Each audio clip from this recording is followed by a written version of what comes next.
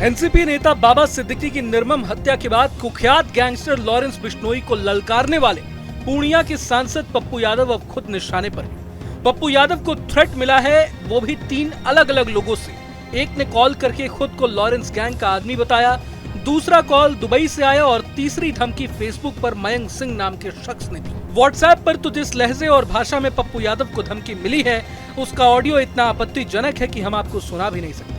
लेकिन सबसे खास बात ये रही कि धमकी देने वाले शख्स ने पप्पू यादव को थ्रेट देने से पहले उनकी खूब तारीफ की और गुर्गे ने यह भी बताया कि उसका साहब यानी लॉरेंस बिश्नोई सांसद का कितना बड़ा फैन है। बाद में उसने फोन पर यह भी बताया कि लॉरेंस बिश्नोई जेल में बैठकर कैसे अपने दुश्मनों को धमकी देता है और पप्पू यादव को धमकी दिलवाने के लिए लॉरेंस बिश्नोई को कितने लाख रुपए खर्च करने पड़ गए। मगर यहाँ एक बहुत बड़ा सवाल ये उठता है कि क्या पप्पू यादव को सच में लॉरेंस गैंग ने ही धमकी दी है या फिर किसी और ने? क्योंकि हमने ये भी देखा है कि जब से लॉरेंस गैंग लाइमलाइट में आया है, तब से कई छोटे मोटे गुंडे उसके नाम का इस्तेमाल करके माइलेज लेने की कोशिश करते रहे। वीडियो में अंत तक बने रहिए ताकि इस मामले से जुड़े तमाम ट्विस्ट एंड टर्न बेहतर ढंग से समझ पाए।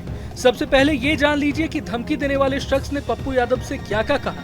धमकी भरे ऑडियो में सुना जा सकता है कि पप्पू यादव के लिए अब शब्दों का इस्तेमाल कर उन्हें धमकाया जा रहा है। खुद को लॉरेंस बिश्नोई गैंग का सदस्य बताने वाला गुर्गा धमकाते हुए कहता है कि ध्यान से सुन बात, भाई ने जेल का जैमर बंद करवाकर कॉन्फ्रेंस से तुझे कॉल करवाई थी, लेकिन तूने फोन नहीं उठाया।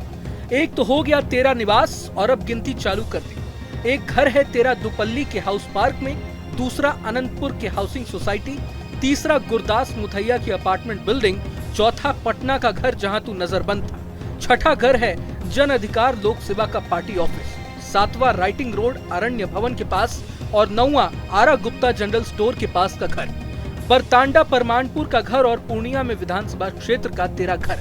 अब घूम कहाँ घूमेगा तू? तुझे प्यार से समझाया था कि भाई से बात कर ले। भाई ने जेल का जैमर बंद करवाकर तुझे फोन करवाया और तू फोन नहीं उठाया। अब तेरी फिर वही हरकत हो गई। अच्छी भली सुलह हो रही थी, लेकिन बावजूद इसके तेरी अकड़ नहीं खत्म हो रही। अब सुन, भाई की तरफ से मैसेज सुन।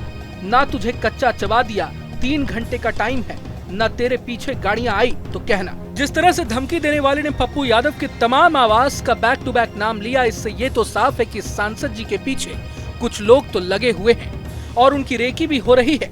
धमकी देने वाला पप्पू यादव के पूर्णिया वाले आवास के आसपास की दुकानों का जिस तरह से नाम ले रहा है, मतलब साफ है कि सांसद जी की हर गतिविधि पर कुछ लोग नजर बनाए रखे हैं। एक ही नहीं बल्कि कई अलग अलग वॉइस मैसेज के जरिए खुद को लॉरेंस गैंग का गुर्गा बताने वाला शख्स पप्पू यादव को देता रहा धमकी। उसने आगे ये भी बताया कि वो पप्पू यादव को कितना मानते थे, साथ ही साथ जेल से कॉल करने में कितना खर्च आता है, ये भी लॉरेंस के चेले ने उगल डाला। लॉरेंस के गुर्गे ने कहा कि एक तो गलती तेरी और ऊपर से दिखा रहा है कि तेरी कोई गलती नहीं है। हमने तुझे बड़ा भाई बनाया और तूने फोन नहीं उठाया। तुझे पता है कि जेल का जैमर 10 मिनट बंद कराने के लिए 1 मिनट के लाख रुपए लगते हैं। जेल का जैमर बंद करवाना बच्चों का खेल समझ रखा है।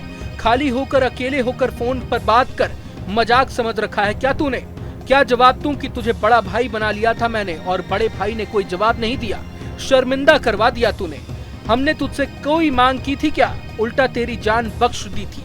तूने क्यों उल्टा बोला था? एक बार भाई से बोल देता कि न्यूज वालों ने उल्टा कर दिया, काट कर भेज दिया। जितनी जल्दी हो सके उतनी जल्दी मसला सुलटा ले। लॉरेंस के चेले ने पप्पू यादव को बताया कि वे उनके तमाम कामों की सराहना करते थे। बाढ़, कोरोना और विद्यार्थियों के लिए पप्पू यादव ने जो भी काम किया उसकी लॉरेंस के गुर्गे ने काफी तारीफ भी की, लेकिन अंत में कहा कि सलमान खान के प्रति हमदर्दी दिखाकर उन्होंने ठीक नहीं किया। बता दें कि पप्पू यादव ने बाबा सिद्दीकी मर्डर को शर्मनाक बताया था। उन्होंने एक्स पर लिखा था कि वाइस सिक्योरिटी सुरक्षा में सरकार समर्थक पूर्व मंत्री बाबा सिद्दीकी की हत्या महाराष्ट्र में महाजंगल राज का शर्मनाक प्रमाण है। उन्होंने लिखा था कि बिहार के बेटे बाबा सिद्दीकी की हत्या अत्यंत दुखद है। बीजेपी गठबंधन सरकार अपने दल के इतने रसूख वाले नेताओं की रक्षा न कर पा रही है तो आम लोगों का क्या होगा।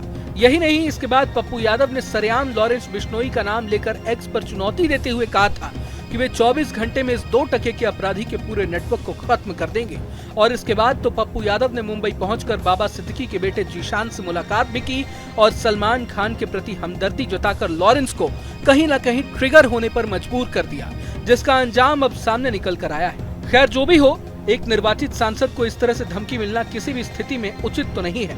पप्पू यादव 6 बार के सांसद और विधायक हैं। पूर्णिया से उन्होंने 2024 के चुनावों में भारी मतों से जीत भी हासिल की है, लेकिन एक अपराधी के खिलाफ आवाज उठाने पर उन्हें इस तरह धमकी मिलना कितना सही है और उनकी सुरक्षा व्यवस्था कितनी खराब हालात में है, ये सवाल भी अब उठना जरूरी है। जानकारी के लिए बता दें कि बिश्नोई गैंग से धमकी मिलने के बाद पप्पू यादव ने गृह मंत्री अमित शाह को खत लिखकर सुरक्षा बढ़ाने की मांग की है।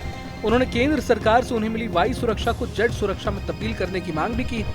बहरहाल इस पर गृह मंत्रालय की तरफ से अब तक कोई बयान सामने नहीं आया है, लेकिन अब अंत में खुद पप्पू यादव ने इन धमकियों को लेकर क्या कुछ कहा है और लॉरेंस बिश्नोई को एक बार फिर उन्होंने किस तरह से हड़काया है, ये सुन लीजिए। स्वरूप में नहीं लेता हूँ कि जब मैं दौड़ूंगा तो गिरूंगा भी, मैं तैरूंगा तो डूबूंगा भी, तैराकी भी कराऊंगा। उखड़ी में मुरी दूंगा तो समाज से कितना डर। आप हमें बताओ, घर भी ढुकेंगे, जाम भी कांपेगा। तो ये स्वाभाविक है, बचपन से मैंने झेले हैं। मैंने देखा है सामाजिक न्याय की लड़ाई में, सामाजिक व्यवस्था में कई तरह के उतार चढ़ाव। कहावत है, कुत्ता चले हाथी चले बाजार कुत्ता रुके। मेरी किसी से इस जिंदगी में व्यक्तिगत लड़ाई नहीं, वैचारिक मैं बात करता हूं। खाना नहीं है,